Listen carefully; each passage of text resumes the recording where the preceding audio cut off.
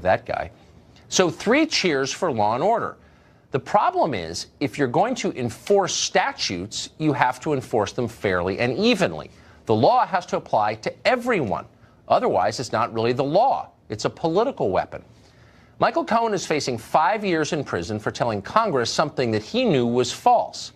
How often does that happen in Washington? If you watch C-SPAN, you know the answer. Constantly. All the time. There are almost never consequences, by the way. According to one study, between the Second World War and 2007, a total of only 6 people were convicted of lying to Congress. 6 people in 60 years. In other words, the law is not enforced, and that's why people break it so often. Watch this sworn testimony from 2013.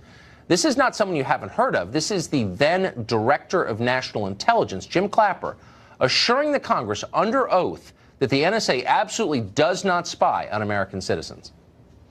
Does the NSA collect any type of data at all on millions or hundreds of millions of Americans? No, sir. It does not. Not wittingly. Yeah. Clapper lied. He's a liar. There's no debate about that. And yet he wasn't charged for lying under oath. In fact, Clapper got richer after he retired. CNN hired him as an analyst. Pretty much the same thing happened to Jim Comey, the former FBI director. In 2017, Comey claimed, again under oath, that he had never been an anonymous source for news stories while he worked at the FBI. Watch him tell that lie to the Congress.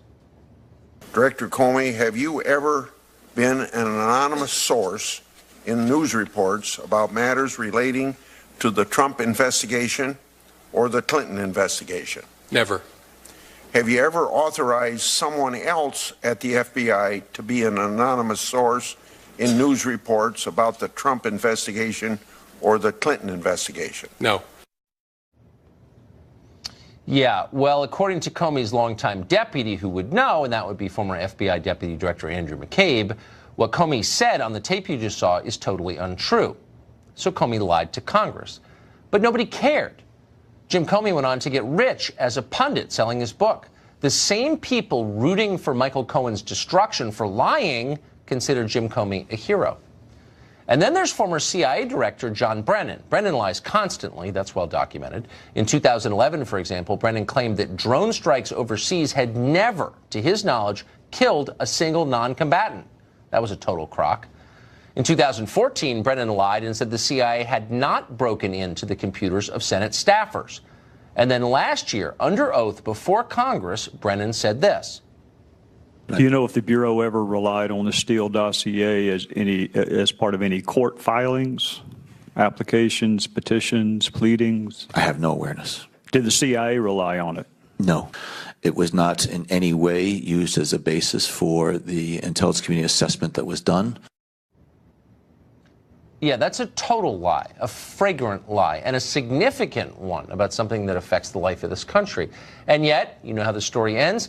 Brennan was never charged with a felony for lying to the Congress. In fact, just the opposite. Washington rewarded him. Brennan is now an analyst for NBC News. He could be on the air tonight telling you why it's so vitally important that Michael Cohen was charged with lying to Congress. Because we really can't have that. Rule of law, blah, blah, blah, blah, blah. Do you notice a theme here that connects all of these stories? Yes, there is one, and it's simple. The well-connected can do pretty much whatever they want. They can lie to the Congress with impunity, and they do. They can lobby for foreign governments without bothering to register, and they do. If they're rich enough, they can even, molest children without being seriously punished. Ask Jeffrey Epstein. He did that. None of this, by the way, is a defense of Michael Cohen. That guy's a creep. He may very well wind up in jail. But if Cohen does wind up in jail, let's hope he's just the first in a long series of prosecutions. If the law is applied to Michael Cohen, then it has to be applied to people who have lied about things that actually matter.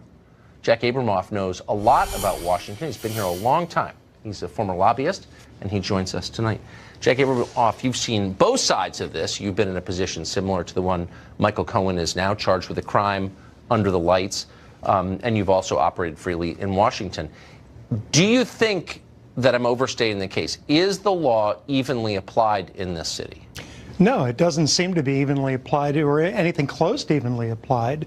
And I think that this is one of the things that upsets the American people everywhere I go when I speak.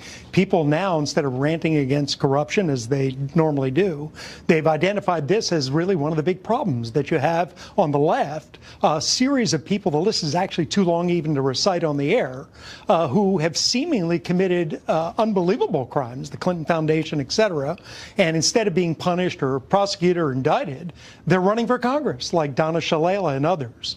And so I think that it seems certainly that the justice system in America, even under Republican presidents, is geared to go after people on the right and to ignore people on the left. Again, that's not to excuse Michael Cohen. I don't know what his deeds are, and we'll see what they are. But it seems that people on the left who are doing far worse than that, nobody says a thing about them. It also seems like the slowest gazelle gets eaten. I mean, Michael Cohen is dumb, if I can just say, someone who knows him, and not personally popular, and obviously he's attached to a very unpopular presidential campaign and a very unpopular candidate. And so he seems like a very natural target, whereas someone like Jim Clapper, who's seen as this wise man, this chin-tugging graybeard, can lie about something deeply significant, about breaking the law. The NSA is not allowed to spy on Americans. And he gets a TV contract. I mean, have you seen, can you think of in your many years here, or decades here, an example of someone's really powerful being punished for breaking the law? No, I can't. I can't think of I mean, certainly since Watergate, and even the people who were punished in Watergate really weren't very powerful people. Right, exactly. No, and I think that the problem for Michael Cohen is he's a gazelle running in the wrong pack. Right. If you were running in the left-wing pack, no matter where he is in that pack, because there aren't exactly brilliant gazelles in that pack either. Exactly. But that's a more of a protected pack, it seems, for some reason. Huh. So that's not, and I just want to be totally clear for the fifth time, I'm not defending whatever crime Michael Cohen is accused of committing, and it sounds like he admitted it, okay? He should be punished. But it does seem like that's corrupt. That's not justice when a law is only applied selectively.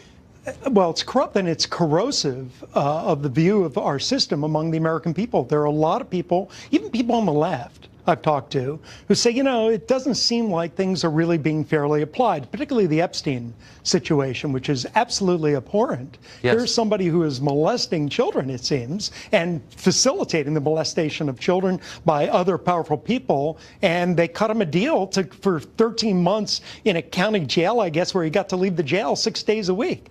Wow. I mean, somebody. But they confiscated his address book, I notice. And it's online, and you can look at it, and it's fascinating. And a lot of people you and I know personally are in that address book. I don't think any one of them has ever been charged with anything, even though prosecutors knew exactly who he was hanging out with. Well, from what they say, the deal that he signed actually protected any potential co-conspirators, which is also astonishing. How do you sign a deal like that? I know plenty of people I was in prison with who would love to have had a deal like that. That's exactly right. If only you'd benefited from that. Jack Abramoff, thank you. Thanks. An honest man who's been